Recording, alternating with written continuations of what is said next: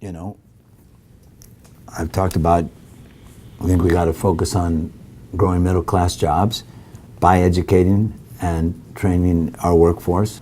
We're going to have to address the fact that early child education, universal preschool, full-day kindergarten, we got to focus a lot more on, you know,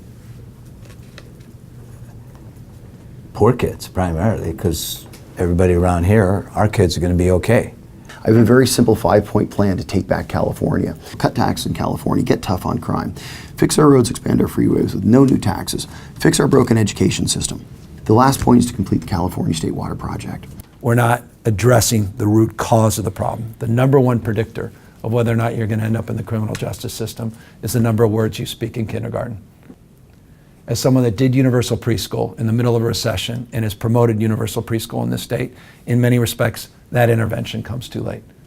Prenatal care, 0 to 3. Nurse home visits, first-time mothers, the imperative of talking to your kids, reading to your kids, and having an engagement that is systemic, that is organized and deliberative and resource, I think is the most profound thing we can do to change the trajectory.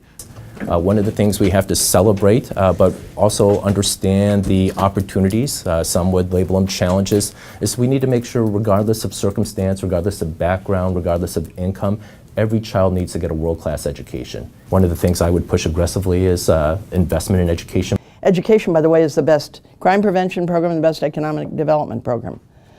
So at the end of the day, we are 41st in per pupil spending, and we are #1 in per prisoner. So you restore the California dream by getting your priorities straight. The cost of housing is probably the largest single element of any family's budget. And so if the cost of housing is higher, it's more likely that that person has difficulty meeting other expenses, which means, again, they're put into poverty.